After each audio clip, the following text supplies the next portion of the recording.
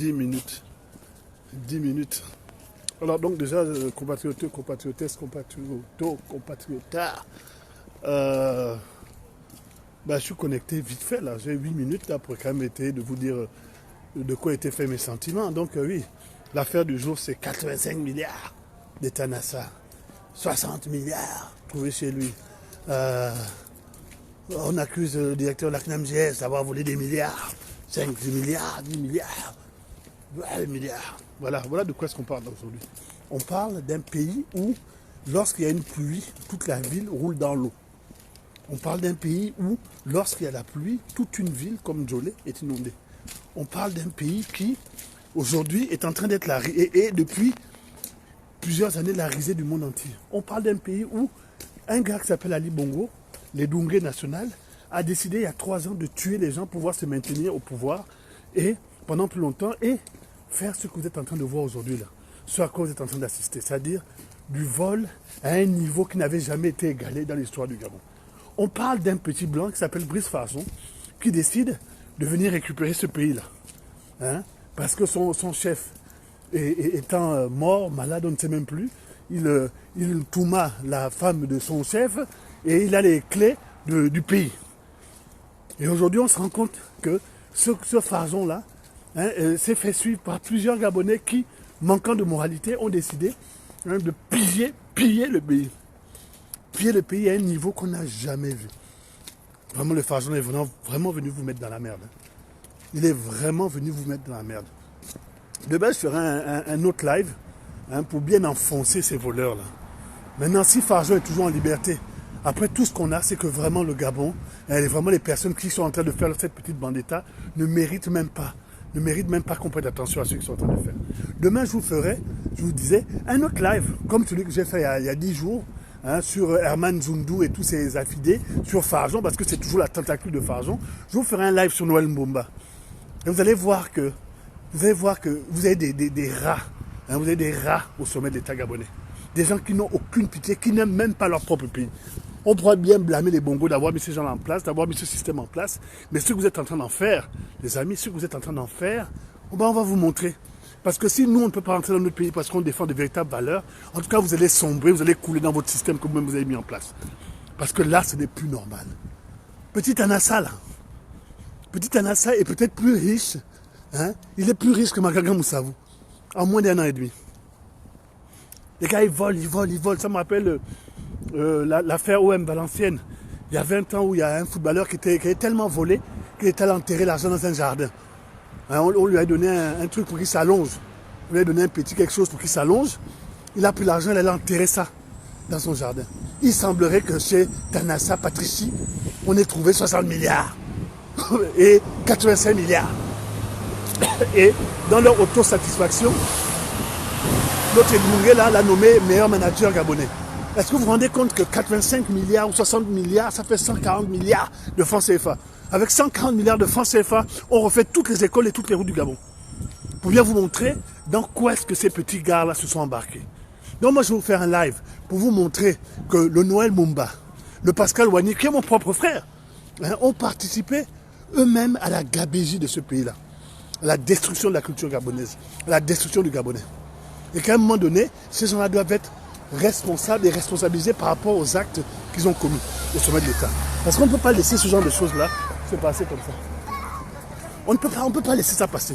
Nous autres, on est des cabris morts, je vous le disais tout à l'heure. On est des cabris morts, on ne peut plus rentrer dans le pays parce qu'on dit les vérités. Mais les vérités, vous êtes en train de les subir. C'est-à-dire que c'est nous aujourd'hui qu'on vient embêter, à dire que c'est eux qui sont en train de mettre le Gabon à genoux.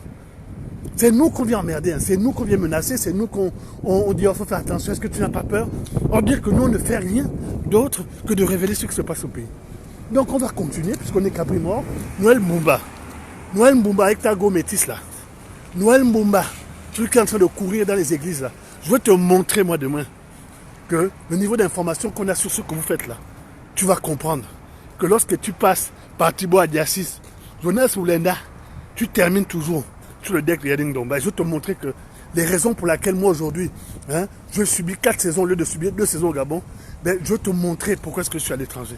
Parce qu'on ne peut pas vouloir être responsable, respecté, à dire qu'on n'est qu'une bande de voleurs sans aucune conviction. Sans aucune conviction, on ne peut pas. On ne peut pas. Donc nous, on va vous montrer, je vais vous montrer ça. Parce que si le petit Farjon là, est venu mettre tout le Gabon à genoux, hein, il n'y a pas de raison que cette personne-là soit en liberté. Donc on va vous montrer aussi. On va vous montrer ce qu'on sait sur vous. Hein, parce que ça devient maintenant quoi? C'est-à-dire que nous, on est devenus les cancrelats de notre propre pays, quoi. Hein, donc on doit accepter. On doit accepter que ces gars-là sont en train de nous mettre dans une misère incroyable. Farjon qui bouge, un mythomane, un assassin, un complice d'assassinat, un crime ritualiste. Ce sont ces gens-là qu'il faut indexer. Et on ne va pas vous laisser. Je ne suis pas encore assez énervé. Hein, mais je vous ferai un live pour bien vous montrer ça.